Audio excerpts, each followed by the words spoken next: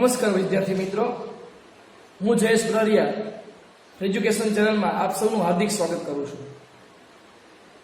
મિત્રો, આપણે આજે વાત કરવાની છે સામાજિક વિજ્ઞાન ધોરણ 10 પ્રકરણ 15 આર્થિક વિકાસ, એનો પહેલો ભાગ. જોઈએ આ વિડીયોમાં આપણે શું શું ભણીશું એની એકલી વાત કરી દઈએ. મિત્રો, આર્થિક વિકાસ છે આપણા સામાજિક વિજ્ઞાનના વિષયની અંદર 3 ભાગ પાડવામાં આવેલા છે. પહેલો ભાગ એટલે આપણા જે વારસો છે એને લગતા, એટલે ઐતિહાસિક બાબતો.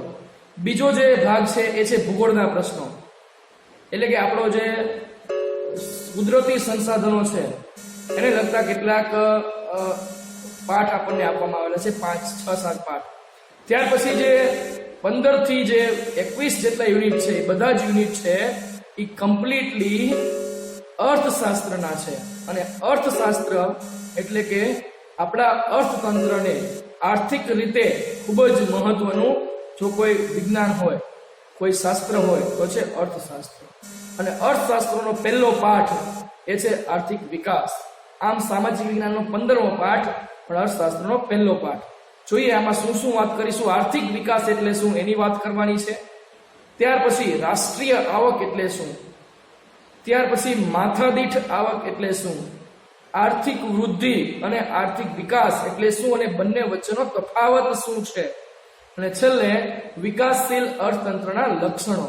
મિત્રો, 3 પ્રકાર હોય છે: વિકાસશીલ અર્થતંત્ર, વિકસતું અને વિકસિત. વિકસિત છે ભારત, એ વિકાસશીલ અર્થતંત્ર છે, હજી વિકસેલો નથી. તો એવા અર્થતંત્ર એટલે દેશ, કન્ટ્રી, એના લક્ષણો કેવા હોય એની આપણે ચર્ચા કરવાની છે. તો આ વિડીયોની અંદર આપણે આ 5 મુદ્દા અંતર્ગત વાત કરીશું. તો જોઈએ, પહેલો જે મુદ્દો છે કે આર્થિક વિકાસની પ્રસ્તાવના આપણને યુનિટની આપેલી છે, એ જોઈ લઈએ. તો મિત્રો, અહીંયા આપેલું છે કે પ્રત્યેક વ્યક્તિની પ્રત્યેક સવાર અલગ અલગ હોય છે. કેવી રીતે અલગ અલગ હોય છે? કારણ કે દરેક વ્યક્તિની આવક અલગ અલગ છે, દરેક વ્યક્તિનો વ્યવસાય અલગ અલગ છે, દરેક વ્યક્તિ અલગ અલગ કામ કરે છે. તો એવી રીતે દરેક વ્યક્તિની સવાર અલગ અલગ હોય છે. કેટલાક લોકો ભૌતિક સુખ સુવિધાથી ભરપૂર જીવન જીવે છે. ભૌતિક સુખ સુવિધા એટલે આપણે જોઈએ છીએ કે સમાજમાં 3 પ્રકારના વર્ગો છે: ખૂબ શ્રીમંત વર્ગ, મધ્યમ વર્ગ અને ગરીબ વર્ગ. શ્રીમંત વર્ગ પાસે ઘણી બધી સુખ સુવિધાઓ છે, મધ્યમ વર્ગ પાસે થોડીક ઓછી સુવિધાઓ છે, અને ગરીબ વર્ગ પાસે નહીવત સુવિધાઓ છે. એમ કેટલાક લોકો ભૌતિક સુખ સુવિધાથી ભરપૂર જીવન જીવે છે, જેની પાસે ગાડી, બંગલા બધું જ છે. પરંતુ વિશ્વની મોટા ભાગની વસ્તી જીવન અસ્તિત્વ ટકાવી રાખવા સંઘર્ષ કરતી જોવા મળે છે. ઘણી બધી વસ્તી એવી છે કે જે ખૂબ જ સંઘર્ષ કરે છે. જીવન જીવવા માટે એમને પૂરતી વસ્તુઓ મળતી હોતી નથી, જે એને આપણે ગરીબ તરીકે ઓળખીએ છીએ. આ કેવી સુવિધાઓ નથી મળતી મિત્રો? આ ગરીબ તરીકે ઓળખાતા લોકો માટે ભૌતિક સુખ સુવિધા, આરામ એક કલ્પનાનો વિષય છે. આવી ગરીબ જે પ્રજા છે એના માટે સુખ સુવિધાઓ તો આ કલ્પનાનો વિષય છે. એમને રોજિંદી જીવન જરૂરિયાતની વસ્તુઓ મળતી હોતી નથી. આવી પરિસ્થિતિ કેવી રીતે ઉદ્ભવી? આ પરિસ્થિતિમાંથી બહાર કેવી રીતે નીકળવું? જેવા પ્રશ્નનો ઉત્તર છે આર્થિક વિકાસ. આપણે જોઈએ છીએ કે 2 પ્રકારના વર્ગો, એક બાજુ શ્રીમંત વ્યક્તિ છે, એક બાજુ ગરીબ વ્યક્તિ છે. તો આર્થિક વિકાસ એટલે શું તેનો અર્થ સમજાવવો જોઈએ. હું વાંચું છું, તમે ધ્યાન આપજો. આજના આધુનિક યુગમાં વિશ્વનો પ્રત્યેક દેશ વિકાસ માટે પ્રયત્ન કરે છે. મિત્રો, વિશ્વની 2 મહાસત્તાઓ USA અને સોવિયત યુનિયન એટલે કે અમેરિકા અને રશિયા એ ખૂબ જ વિકસિત છે. એની સાથે હરણફાળ પ્રગતિ કરવા માટે ઘણા બધા દેશો ઘણા બધા પ્રયત્નો કરે છે. પરંતુ વિકાસ એ માત્ર આર્થિક જ નહીં, પરંતુ અનેક પાસા ધરાવતી સામાજિક પરિવર્તનની પ્રક્રિયા છે. ફક્ત આર્થિક બાબત નથી, પૈસાની બાબત નથી, સંપત્તિની દ્રષ્ટિએ નહીં, પરંતુ સમાજનો પણ વિકાસ થવો જોઈએ. જો સમાજમાં લોકોનો વિકાસ થાય, લોકોની આવક વધે તો દેશની આવક વધશે, દેશની આવક વધે તો દેશના લોકોમાં ઘણી બધી સુખાકારી આવી રહેશે.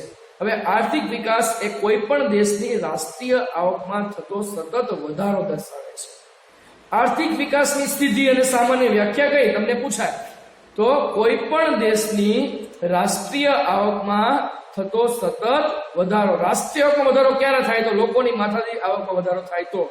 અને લોકોની માથાદીઠ આવકમાં વધારો ક્યારે થાય? તો લોકોના જીવન ધોરણમાં સુધારો થાય તો. 3ય બાબત આપણે સમજવાની છે કે રાષ્ટ્રીય આવકમાં થતો વધારો એટલે શું, માથાદીઠ આવક એટલે શું, અને જીવન ધોરણ એટલે શું. એ પહેલા આર્થિક વિકાસના 3 પાસા છે. એમાં પહેલું જે વાત છે કે દેશની રાષ્ટ્રીય આવકમાં વધારો થવો, એમાં વધારો થાય એટલે આર્થિક વિકાસ થાય. રાષ્ટ્રીય આવકમાં ક્યારે વધારો થાય? તો દેશની માથાદીઠ આવકમાં વધારો થાય. માથાદીઠ આવક એટલે શું એની નેક્સ્ટ સ્લાઇડમાં વાત કરશું. અને માથાદીઠ આવકમાં ક્યારે વધારો થાય? તો લોકોના જીવન ધોરણમાં સુધારો થાય. ત્રણેય પાસા, રાષ્ટ્રીય આવક, માથાદીઠ આવક અને લોકોનું જીવન ધોરણ, આ ત્રણેય એકબીજા સાથે સંકળાયેલા છે એની વાત છે. તમને પૂછાય આર્થિક વિકાસ એટલે શું? તો આ ત્રણેય મુદ્દા લખવા પડે કે રાષ્ટ્રીય આવકમાં વધારો થાય, માથાદીઠ આવકમાં વધારો થાય, લોકોના જીવન ધોરણમાં સુધારો થાય. આ ત્રણેયમાં વધારો થાય એટલે રાષ્ટ્રીય આવકમાં ઓટોમેટિક વધારો થશે અને આર્થિક વિકાસ થશે. તો આ મુદ્દાઓ છે. નેક્સ્ટ વાત જોઈએ કે રાષ્ટ્રીય આવક એટલે શું અને માથાદીઠ આવક એટલે શું. આ બાબતને આર્થિક વિકાસ કહેવામાં, એટલે આગળ જોઈએ બાબત. દેશની કુલ આવકને રાષ્ટ્રીય આવક કહેવામાં આવે છે. બધા જ લોકોની મળીને જે કુલ આવક થાય એને રાષ્ટ્રીય આવક કહેવામાં આવે છે. મોસ્ટ ઇમ્પોર્ટન્ટ વ્યાખ્યા છે. અને દેશની કુલ રાષ્ટ્રીય આવકને દેશની કુલ વસ્તી વડે ભાગવાથી માથાદીઠ આવક પ્રાપ્ત થાય છે. માથાદીઠ આવક એટલે શું? એક ઉદાહરણ તમને આપું કે 10 વ્યક્તિ છે, કોઈ વ્યક્તિની આવક 10,000 હોય, કોઈ વ્યક્તિની આવક મહિનાની 15,000 હોય, આપણે વાર્ષિક ગણીએ, કોઈની 35,000 હોય, કોઈની 48,000, એમ 10 વ્યક્તિનો સરવાળો કરો અને નીચે કુલ વસ્તી કેટલી? તો 10 વડે ભાગો ને જે આવક પ્રાપ્ત થાય એ માથાદીઠ આવક. માથાદીઠ આવક એટલે કોઈ એક વ્યક્તિની આવક કેટલી છે એમ સરેરાશ આવક આપણને મળે છે. પણ અહીંયા રાષ્ટ્રીય આવકને દેશની કુલ વસ્તી, આપણી વસ્તી 135 કરોડ હોય તો કુલ માથાદીઠ આવક જેટલા અબજ ડોલર રૂપિયા હોય એને જેટલી વસ્તી વડે ભાગવાથી જે આવક પ્રાપ્ત થાય એને માથાદીઠ આવક કહેવામાં આવે છે. જ્યારે જીવન ધોરણમાં લોકોને પ્રાપ્ત થતી સગવડો, જીવન ધોરણમાં ક્યારે સુધારો થાય? તો 5 પ્રકારની સગવડો છે. એમાં અનાજ, કપડા, શિક્ષણ, આરોગ્ય, વાહન વ્યવહાર અને રહેઠાણ. આમ તો એક 6 છે અહીંયા. અનાજ મુખ્ય છે, જે આપણી ખાવાની જે વાત છે, કપડા, પહેરવેશ, શિક્ષણ મળવું જોઈએ, આરોગ્ય મળવી જોઈએ, ત્યાર પછી વાહન વ્યવહારની સુવિધાઓ મળવી જોઈએ અને રહેઠાણ મુખ્ય છે. મુખ્ય રોટી, કપડા ઓર મકાન એટલે અનાજ, રહેઠાણ અને કપડા. ત્યાર પછી 3 મહત્વની આવી, વાહન વ્યવહાર, શિક્ષણ અને આરોગ્ય. 6 સગવડો જો સંપૂર્ણપણે લોકોને પ્રાપ્ત થાય તો એના જીવન ધોરણમાં ઓટોમેટિકલી સુધારો થાય છે. ભારતમાં આઝાદી પછી રાષ્ટ્રીય આવક અને માથાદીઠ આવકમાં વધારો થવાથી અનાજ, કપડા, વીજળી, શિક્ષણ, આરોગ્ય, રહેઠાણ વગેરે સેવાના વપરાશ અને સુવિધાઓમાં વધારો થયો છે. આઝાદી પછીની વાત છે. 1947 15મી ઓગસ્ટ પછી આપણને આઝાદી મળી તે દિવસે, અને ત્યાર પછી આ સુવિધાઓમાં વધારો થયો છે એવું આપણા ભારતના અર્થતંત્રના જે અહેવાલો છે એમાં કહેવામાં આવેલું છે. અગાઉની સરખામણીમાં ઉપરોક્ત જરૂરિયાતો વધુ સારી રીતે સંતોષાય છે. આથી કહી શકાય કે ભારતમાં આર્થિક વિકાસ થઈ રહ્યો છે. તમને 2 માર્કની અંદર પૂછાશે કે ભારતમાં આર્થિક વિકાસ થઈ રહ્યો છે એવું તમે કઈ રીતે કહી શકો? તો 2 જ મુદ્દા આવશે કે આઝાદી પછી ભારતમાં લોકોને જીવન ધોરણમાં સુધારો થયો છે. બીજો મુદ્દો, લોકોને શિક્ષણ, આરોગ્ય, રહેઠાણ, વાહન વ્યવહાર, વીજળી, ત્યાર પછી અનાજ, કપડા, રહેઠાણ, આ બધી સુવિધાઓ સંપૂર્ણપણે સુવિધાઓમાં અમને વપરાશમાં પણ વધારો થયો છે. અગાઉની સરખામણીમાં આ જરૂરિયાતો સારી રીતે સંતોષાય છે. એટલા માટે કહી શકાય કે ભારતમાં આર્થિક વિકાસ થઈ રહ્યો છે. અહીંયા એક નાનકડી એવી માહિતી આપેલી છે બ્રેકેટની અંદર. ભારતની રાષ્ટ્રીય આવક કેટલી હતી? ફક્ત જાણ માટે છે. ભારતની રાષ્ટ્રીય આવક એટલે જીડીપી. જીડીપી એટલે ગ્રોસ ડોમેસ્ટિક પ્રોડક્ટ. ભારતની રાષ્ટ્રીય આવક 2011-12માં જ્યારે ગણતરી થયેલી 15-16ના ભાવ પ્રમાણે, ભાવ 15-16ના એની અહીંયા વાત છે. તો મિત્રો, ભારતની રાષ્ટ્રીય આવક 2011-12 એટલે ગ્રોસ ડોમેસ્ટિક પ્રોડક્ટ જીડીપી 2015-16ના ભાવોએ 87,36,039 કરોડ હતી, કરોડ રૂપિયા, જે વધીને 15-16માં કેટલી થઈ? તો 1,35,67,192 કરોડ રૂપિયા થઈ હતી. આવી રીતે આપણી ભારતની રાષ્ટ્રીય આવકની વાત છે. તો આ વાત થઈ રાષ્ટ્રીય આવક, માથાદીઠ આવક, લોકોના જીવન ધોરણ અને આર્થિક વિકાસ. આર્થિક વિકાસ એટલે શું? તો 3 મહત્વના મુદ્દા. આર્થિક વિકાસ એટલે રાષ્ટ્રીય આવકમાં થતો વધારો, માથાદીઠ આવકમાં થતો વધારો અને લોકોના જીવન ધોરણમાં થતો સુધારો. રાષ્ટ્રીય આવક એટલે શું? તો દેશની કુલ આવકને રાષ્ટ્રીય આવક કહેવામાં આવે છે. ત્યાર પછી માથાદીઠ આવક એટલે શું? તો માથાદીઠ આવક એટલે દેશની કુલ આવકને, કુલ રાષ્ટ્રીય આવકને દેશની કુલ વસ્તી વડે ભાગતા જે આંક મળે તેને માથાદીઠ આવક કહેવામાં આવે છે. અને લોકોના જીવન ધોરણમાં સુધારો એટલે શું? અનાજ, કપડા, રહેઠાણ, શિક્ષણ, આરોગ્ય, વાહન વ્યવહાર, વીજળી, આ બધી પાયાની જરૂરિયાતો, પાયાની સગવડો લોકોને મળે તો એને જીવન ધોરણમાં સુધારો કહેવામાં આવે છે. આપણની આઝાદી પછી ભારતના લોકોને આ બધી જ સગવડો અને લોકોની વપરાશ વધી ગયો છે અને આથી કહી શકાય કે ભારતમાં આર્થિક વિકાસ થઈ રહ્યો છે. હવે આપણે જોવાનું છે આર્થિક વિકાસ અને આર્થિક વૃદ્ધિ વચ્ચેનો તફાવત 3 મુદ્દાના આધારે. પહેલી વાત જોઈએ કે આર્થિક વૃદ્ધિ અને આર્થિક વિકાસ વચ્ચે કેવો તફાવત છે. સામાન્ય રીતે આર્થિક વૃદ્ધિ અને આર્થિક વિકાસ બંને શબ્દો વધારો, વૃદ્ધિ એટલે વધારો અને વિકાસ એટલે વધવું, એમ બંને શબ્દો વધારો દર્શાવે છે. આપણે શરીરના અર્થમાં કહીએ તો શરીરમાં વિકાસ થવો, શરીરમાં વૃદ્ધિ થવી, એવી રીતે. પરંતુ બંને વચ્ચે કેટલાક તફાવત જોવા મળે છે જે નીચે મુજબ છે. પણ આપણે શરીર નહીં પણ અર્થતંત્રના દ્રષ્ટિએ જોવાનું છે, એમાં કેવા પ્રકારનો ફેરફાર જોવા મળે છે. એમાં 3 મુદ્દાઓ છે. વિકાસની પ્રક્રિયાના આધારે, બીજું અર્થતંત્રમાં થતા પરિવર્તનને આધારે અને ત્રીજું વિકસિત અને વિકાસશીલ દેશોના સંદર્ભમાં. પહેલા જોઈએ વિકાસની પ્રક્રિયાના આધારે આર્થિક વૃદ્ધિ અને આર્થિક વિકાસ વચ્ચેનો તફાવત. આર્થિક વિકાસ એ ગુણાત્મક અને આર્થિક વૃદ્ધિ એ પરિમાણાત્મક છે. ગુણાત્મક એટલે ગુણ, એના લક્ષણો, એને કહેવાય આર્થિક વિકાસ. પરિમાણાત્મક એટલે માપવું, સીધો વધારો થઈ જાય. દાખલા તરીકે સીધો વધારો થાય તો એ વૃદ્ધિ કહેવામાં આવે, પણ એમાં જે અમુક લક્ષણોમાં વધારો થાય એને કહેવામાં આવે વિકાસ. આર્થિક વિકાસ એ પ્રથમ અવસ્થા છે, જ્યારે આર્થિક વૃદ્ધિ એ આર્થિક વિકાસ પછીની અવસ્થા. પહેલા આર્થિક વિકાસ થાય કોઈ પણ દેશનો અને પછી વૃદ્ધિ થાય. ધીમે ધીમે કોઈ પણ અર્થતંત્રમાં રાષ્ટ્રીય આવક વધારો થાય, માથાદીઠ આવકમાં વધારો થાય, જીવન ધોરણમાં સુધારો થાય, એ શું છે? આર્થિક વિકાસ છે. પણ એમાં સતત લોકોની આવકમાં વધારો થતો જાય, એને કહેવાય આર્થિક વૃદ્ધિ. બીજો મુદ્દો છે અર્થતંત્રમાં થતા પરિવર્તનને આધારે. તો અર્થતંત્રમાં થતા પરિવર્તનને આધારે એટલે શું? તો એ જોઈએ. આપણે જોઈએ છીએ મિત્રો, અર્થતંત્રમાં નવા સંશોધનો થાય છે. કોઈ ઉદ્યોગ હોય એની અંદર નવા યંત્રો આવે તો એમાં ઉત્પાદનમાં વધારો થાય. ઉત્પાદનમાં વધારો થાય એટલે આવકમાં વધારો થશે, વસ્તુનું ઉત્પાદન વધારો થાય એટલે એમાં ધીમે ધીમે આર્થિક વિકાસ થશે. તો અર્થતંત્રમાં થતા નવા સંશોધનોના આધારે ઉત્પાદનમાં થતો વધારો એ આર્થિક વિકાસ છે. દાખલા તરીકે ખેતી ક્ષેત્રમાં ઘઉં, ડાંગર એટલે ચોખા જેવા પાકમાં નવા બિયારણો શોધાય અને ઉત્પાદનમાં અનેક ગણો વધારો થાય. સમજાણું તમને કે નવા યંત્રો આવે છે, ઘઉં, ડાંગર, બિયારણો નવા આવે છે, એના કારણે ઉત્પાદનમાં વધારો થયો. આ બાબત શું દર્શાવે છે? આર્થિક વિકાસ દર્શાવે છે. પરંતુ ખેડાણ લાયક જમીનમાં વધારો થતા ઉત્પાદનમાં વધારો થાય એને આર્થિક વૃદ્ધિ કહે છે.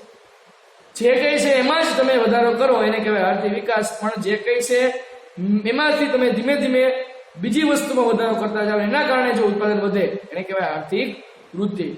વિકસિત અને વિકાસશીલ દેશોના સંદર્ભમાં. વિકસિત એટલે જે દેશો વિકસેલ છે, અને વિકાસશીલ એટલે જે દેશો વિકસતા છે.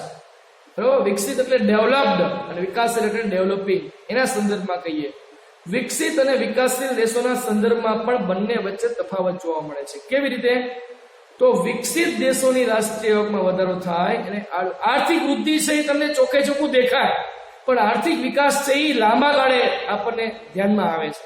તો રાષ્ટ્રીય આવક જે છે વિકસિત દેશોની એમાં વધારો થાય ને આર્થિક વૃદ્ધિ કહેવાય, પણ વિકાસશીલ દેશોની રાષ્ટ્રીય આવકમાં વધારો થતો એ આર્થિક વિકાસ કહેવામાં આવે છે. તો મિત્રો, આવી રીતે 3 ગુણની અંદર તમને આ પ્રશ્ન પૂછાઈ શકે છે કે આર્થિક વૃદ્ધિ અને આર્થિક વિકાસ વચ્ચેનો તફાવત સ્પષ્ટ કરો. તો તમારે આ મુદ્દા લખવાના છે કે વિકાસની પ્રક્રિયાના આધારે આર્થિક વિકાસ એ ગુણાત્મક, આર્થિક વૃદ્ધિ એ પરિમાણાત્મક, વિકાસ પછીની અવસ્થા એ આર્થિક વૃદ્ધિ છે. અર્થતંત્રમાં થતા પરિવર્તનો, મિત્રો, બિયારણોના કારણે વધારો થાય તો એને આર્થિક વિકાસ કહેવાય, પરંતુ ખેતીલાયક જમીનના કારણે વધારો થાય એને આર્થિક વૃદ્ધિ કહેવામાં આવે છે. એ જ વસ્તુ કારખાનાઓ અને ઉદ્યોગોને લાગુ પડે છે. વિકસિત અને વિકાસશીલ દેશોના સંદર્ભમાં એટલે વિકસિત દેશોની રાષ્ટ્રીય આવકમાં વધારો થાય અને આર્થિક વિકાસ વૃદ્ધિ કહેવાય, અને વિકાસશીલ દેશોની રાષ્ટ્રીય આવકમાં વધારો થાય અને આર્થિક વૃદ્ધિ કહેવામાં આવે છે. તો મિત્રો, આ રીતે આ પ્રશ્ન તમે લખી શકો છો. ત્યાર પછી આજનો છેલ્લો મુદ્દો, વિકાસશીલ અર્થતંત્રના લક્ષણો. 9 લક્ષણો આપણે જોવાના છે કે વિકાસશીલ એટલે કે વિકસતા દેશ હોય એના લક્ષણો કેવા હોય. પહેલો મુદ્દો જનરલ જે આપેલો છે, વિકસિત અર્થતંત્ર અને વિકાસશીલ અર્થતંત્ર માથાદીઠ આવકના આધારે અલગ પાડવામાં આવે છે. ખબર કઈ રીતે પડે કે આ દેશ છે, આ અર્થતંત્ર છે એ વિકસિત છે, કે બીજો દેશ છે, બીજું અર્થતંત્ર છે એ વિકાસશીલ છે? તો વિશ્વ બેંક છે, જે વર્લ્ડ બેંક 2004 નો જે અહેવાલ હતો, વિશ્વ વિકાસ અહેવાલ, world development report WDR, $735 US છે, અમેરિકન ડોલર થી ઓછી માથાદીઠ આવક ધરાવતા દેશોને વિકાસશીલ અર્થતંત્ર તરીકે ઓળખવામાં આવે છે. તો મિત્રો ખૂબ જ અગત્યની વ્યાખ્યા તમારે યાદ રાખવાની છે કે વિશ્વ બેંકે 2004 વિશ્વ વિકાસ અહેવાલમાં બહાર પાડેલું કે 735 માથાદીઠ આવક એટલે એક વ્યક્તિની આવકની વાત છે. માથાદીઠ આવક એટલે સરેરાશ આવક થાય. દેશની કુલ રાષ્ટ્રીય આવકને કુલ વસ્તી વડે ભાગવાથી જે આવક પ્રાપ્ત થાય એને માથાદીઠ આવક કહેવાય. એમાં જે આવક મળે એ માથાદીઠ આવક. એટલે માથાદીઠ આવક 735 થી ઓછી હોય, $735 થી, એને કહેવાય વિકાસશીલ અર્થતંત્ર. વિકાસશીલ અર્થતંત્રના મુખ્ય લક્ષણો નીચે મુજબ ગણવામાં આવે છે. 9 લક્ષણો છે. તો તમારે આ યાદ રાખવાનું છે મિત્રો કે બંને અર્થતંત્ર અલગ કેવી રીતે પડે. તો એક તો માથાદીઠ આવકના કારણે વિશ્વ બેંકે જે કીધું એ પ્રમાણે 735 MCQ માં પણ પૂછાઈ શકે છે કે એને વિકાસશીલ અર્થતંત્ર તરીકે ઓળખવામાં આવે છે. પહેલો જ મુદ્દો છે નીચી માથાદીઠ આવક. એની વ્યાખ્યા પ્રમાણે કેનું લક્ષણ છે? વિકાસશીલ દેશોની રાષ્ટ્રીય આવક નીચી જોવા મળે છે. રાષ્ટ્રીય આવક એટલે દેશની કુલ આવક. હવે રાષ્ટ્રીય આવક નીચી હોય એટલે માથાદીઠ આવક નીચી રહે છે. જે બીજો મુદ્દો છે કે વસ્તી વૃદ્ધિનો દર વધારે હોવાથી માથાદીઠ આવક પણ નીચી રહે છે. કે ભાગતા આંક રાષ્ટ્રીય આવકને માથાદીઠ વસ્તી વડે ભાગો તો એનો અંક ઓછો જોવા મળે છે. એની મિત્રો આમ તમે જુઓ તો ત્રણેય જે છે રાષ્ટ્રીય આવક, માથાદીઠ આવક અને લોકોનું જીવન ધોરણ, આ ત્રણેય એકબીજા સાથે સંકળાયેલા છે. માથાદીઠ આવક મિત્રો ક્યારે ઓછી જોવા મળે? કે જ્યારે લોકોનું જીવન ધોરણ ઓછું જોવા મળે, નીચું હોય, લોકોને સગવડ ન મળતી. સગવડ ન મળે એટલે માથાદીઠ આવક ઓછી થાય. માથાદીઠ આવક ઓછી થાય એટલે રાષ્ટ્રીય આવક ઓછી જોવા મળે છે. તો આવી રીતે નીચી માથાદીઠ આવકને કારણે લોકોનું જીવન ધોરણ નીચું રહેવા પામે છે. ત્યાર પછીનો જે મુદ્દો છે વસ્તી વૃદ્ધિ. વસ્તીના કારણે જ માથાદીઠ આવક ઘટે છે. વિકાસશીલ રાષ્ટ્રોમાં વસ્તી વધારો વધુ જોવા મળે છે. કેટલો વસ્તી વધારો જોવા મળે છે? તો વસ્તી વૃદ્ધિનો દર 2% અથવા તેનાથી પણ વધારે હોય છે. મિત્રો 2% વસ્તી દર વર્ષે વધે છે એટલે ઘણી બધી વસ્તી કહેવાય. 1 લાખ વસ્તી હોય તો 2000 લોકો દર વર્ષે વધે, એની આ વાત છે. ત્યાર પછી કૃષિ ક્ષેત્ર પણ અવલંબન. મોટા ભાગના વિકાસશીલ દેશોનો જો મુખ્ય વ્યવસાય હોય તો ખેતી છે. એટલે કે વિકાસશીલ રાષ્ટ્રોમાં ખેતી એ મુખ્ય આર્થિક પ્રવૃત્તિ હોય છે. આર્થિક પ્રવૃત્તિ એટલે કે જેમાંથી અર્થ ઉપાર્જન, આવક પ્રાપ્ત થાય. દેશના 60% કરતા પણ વધારે લોકો રોજગારી માટે ખેતી પર આધાર રાખતા હોય છે. ભારતમાં 70% થી વધારે લોકો ખેતી ઉપર આધાર રાખે છે પોતાના વ્યવસાય માટે.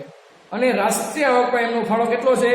25% ખેતીનો ફાળોની આસપાસ હોય છે. તો આવા પ્રકારના જે રાષ્ટ્રો છે એ વિકાસશીલ રાષ્ટ્ર કહેવાય. એનું મુખ્ય જે લક્ષણ છે આ છે. પહેલું લક્ષણ જોયું નીચી માથાદીઠ આવક, બીજું વસ્તી વૃદ્ધિનો દર, અને ત્રીજું છે કૃષિ ક્ષેત્ર પર અવલંબન. ત્યાર પછીના લક્ષણો જોઈએ. આવકની વહેંચણીની અસમાનતા. તો જોઈએ આવકની વહેંચણી એટલે મિત્રો આવકનું વિકેન્દ્રીકરણ. કેવી રીતે? વિકાસશીલ રાષ્ટ્રોમાં આવક તથા ઉત્પાદનના સાધનોની વહેંચણીમાં અસમાનતા જોવા મળે છે. આવક તો સમજે, પણ ઉત્પાદનના સાધનો એટલે શું આપણે આગળ ભણવાના છે કે જેમાંથી તમે ઉત્પાદન કરી શકો, જેનો ઉપયોગ કરી શકો, જે વસ્તુનો એ. આ આવકની અસમાનતા ગ્રામીણ અને શહેરી બંને વિસ્તારોમાં જોવા મળે છે. અસમાનતા એટલે એક સરખું નહીં એવું. કેવી રીતે? તો દેશના ટોચના 20% ધનિક લોકો પાસે રાષ્ટ્રીય આવકનો 40% હિસ્સો છે. મિત્રો વિચાર કરો કે 40% હિસ્સો એટલે કે 40% આવક એ 20% ધનિક લોકો કમાય છે. ત્યાર પછી તળિયાના જે 20% લોકો છે એની પાસે રાષ્ટ્રીય આવકનો 10% હિસ્સો છે. આમ વિકાસશીલ રાષ્ટ્રોમાં આવક અને સંપત્તિનું વિકેન્દ્રીકરણ જે છે એ ધનિક લોકોમાં થયેલું જોવા મળે છે. ધનિક લોકો પાસે જ વધારે આવક જોવા મળે છે. એટલા માટે આ આવકની વહેંચણીની અસમાનતા છે એ પણ એક મુખ્ય કારણ છે. કેવી રીતે? તો જોઈએ છે કે ધનિક લોકો પાસે ઘણી બધી સંપત્તિ હોય છે, એની સાથે ગરીબ લોકો પાસે કંઈ પણ નથી હોતું. તો આ જે બે તબક્કા છે, બે મુખ્ય ઘટકો છે, એ પણ આના માટે ખૂબ જ આધાર રાખે છે. ત્યાર પછી બેરોજગારી. બેરોજગારી એટલે કામ ન મળવું. કેવી રીતે? બેરોજગારી એ વિકાસશીલ દેશોનું મહત્વનું લક્ષણ ગણી શકાય. આ દેશોમાં બેરોજગારીનું પ્રમાણ કેટલું હોય છે? કુલ શ્રમિકોના 3% કરતા વધારે હોય છે. જેટલા કામ કરનારા હોય એમાંથી 3% લોકો જે છે એ વધારે પ્રમાણ છે, એને બેરોજગારીનું પ્રમાણ છે, કામ મળતું નથી.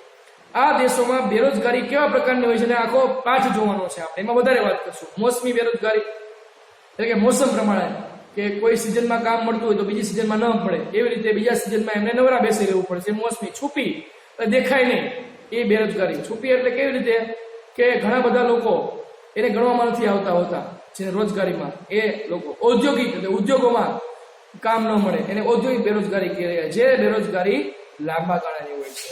આ બેરોજગારીનું પ્રમાણ જે 3% છે એ પણ ખૂબ જ મહત્વનું લક્ષણ વિકાસશીલ અર્થતંત્રનું છે.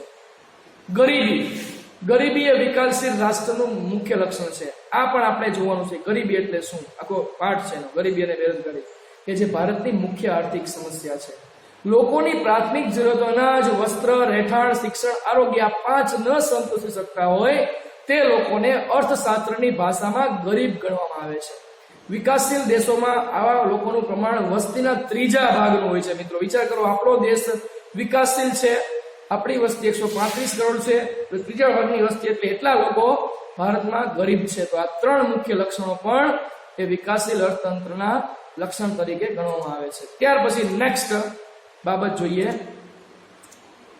કે વિકાસશીલ અર્થતંત્રનું લક્ષણ દ્વિમુખી અર્થતંત્ર, 2 મુખ વાળું, એટલે કે અલગ અલગ આર્થિક સ્થિતિ પ્રવર્તી હોય. વિકાસશીલ દેશોમાં અર્થતંત્રનું સ્વરૂપ દ્વિમુખી પ્રવર્તે છે. એક બાજુ ગ્રામ્ય વિસ્તારમાં પછાત ખેત પદ્ધતિ, હજી પણ લોકો નવી જે મશીનરી છે, આધુનિક યંત્રો છે એનો ઉપયોગ કરતા નથી. જૂની પુરાણી યંત્ર સામગ્રી, રૂઢિચુસ્ત સામાજિક માળખું, સમાજમાં પણ એવું માળખું છે રૂઢિચુસ્ત કે જે જૂની પુરાણી બાબતોને વળગી રહેનારાઓ છે અને ઓછું ઉત્પાદન જોવા મળે છે. રાસાયણિક ખાતરો, જંતુનાશક દવાઓ, હાઇબ્રિડ બિયારણો આનો ઉપયોગ નથી કરતા હોતા. જે સિંચાઈની જે પદ્ધતિ છે, ટપક પદ્ધતિ જે છે એનો પણ ઉપયોગ નથી કરતા હોતા. બીજી બાજુ શહેરી વિસ્તારોમાં શું હોય, આધુનિક ઉદ્યોગો છે, એનાથી વિરુદ્ધની પરિસ્થિતિ છે, નવી ઉત્પાદન પદ્ધતિ છે અને આધુનિક કેન્દ્રો છે, વૈભવી જીવનશૈલી જોવા મળે છે. તો આ 2 મુખ છે એ અર્થતંત્ર છે, જેને દ્વિમુખી અર્થતંત્ર કહેવામાં આવે છે. એક બાજુ જૂની પુરાણી પદ્ધતિ છે, એક બાજુ આધુનિક પદ્ધતિ છે, જેના કારણે વિકાસશીલ રાષ્ટ્ર એ વિકસતો નથી, વિકસિત બની શકતો નથી. 8મું છે પાયાની અપર્યાપ્ત સેવાઓ.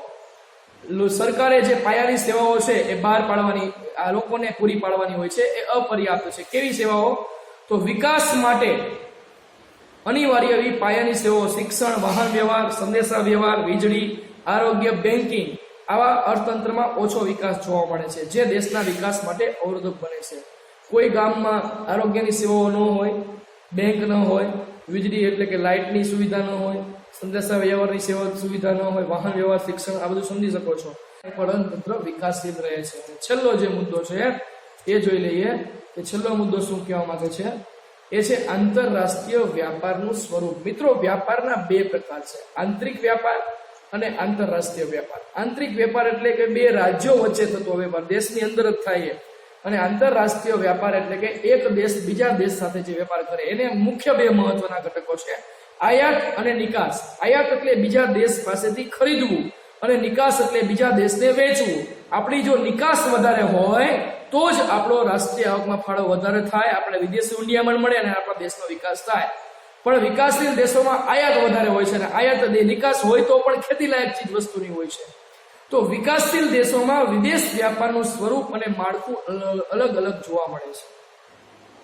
કેવું જોવા મળે છે એ જોઈએ. આ દેશો મુખ્યત્વે કૃષિ પેદાશો અને બગીચાની પેદાશો તેમજ કાચી ધાતુઓની નિકાસ કરતા હોય છે. જો દેશ આધુનિક ટેકનોલોજીની નિકાસ કરે તો જ વિદેશી ઊંડિયામણ વધારે પ્રાપ્ત થાય.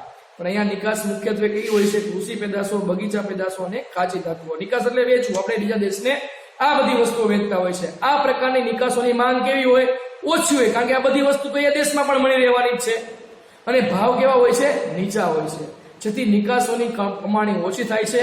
અને આયાત કોની હોય છે? આપણે આપણી ટેકનોલોજી માટે, આધુનિક યંત્રો માટે, એ ઔદ્યોગિક પેદાશો માટે યંત્ર સામગ્રીની હોય છે. એટલે બીજા દેશ પાસેથી આપણે ખરીદીએ છીએ, પૈસા વધારે દેવા પડતા હોય છે. આ વસ્તુઓના ભાવ વધુ હોવાથી આયાતો પાછળ ખર્ચ વધારે થાય છે. એટલે કે નિકાસ કરતા આયાત વધારે થાય છે અને વધારે ખર્ચ થતું હોય. આમ વિકાસશીલ રાષ્ટ્રો માટે વિદેશ વ્યાપારની જે શરતો પ્રતિકૂળ રહેવાથી વિદેશનું દેવું વધે છે અને ધીમે ધીમે દેશ છે એ પ્રગતિ કરતો નથી અને વિકાસશીલ જ રહે છે, વિકસિત બની શકતો નથી. એટલે આ વાત છે આયાત અને નિકાસની, જે આંતરરાષ્ટ્રીય વેપારનું સ્વરૂપ છે એનું. અને આમ વિકાસશીલ દેશોમાં આ 9 લક્ષણો જોવા મળે છે અને એના કારણે ભારતીય વિકાસશીલ રાષ્ટ્રોથી ઉપરના લક્ષણો વધતે હોય છે અને તે ભારતને પણ લાગુ પડે છે, જેમાં માથાદીઠ આવક નીચી, વસ્તી વૃદ્ધિનો દર, ગરીબી, બેરોજગારીનું સ્વરૂપ, ત્યાર પછી જોયું છે આપણે આંતરરાષ્ટ્રીય વેપારનું સ્વરૂપ, બરાબર. તો આ બધા જ પ્રકારના જે બાબતો છે કે જે આપણે એક કે બીજા અંશે વિકાસશીલ રાષ્ટ્રને લાગુ પડે છે.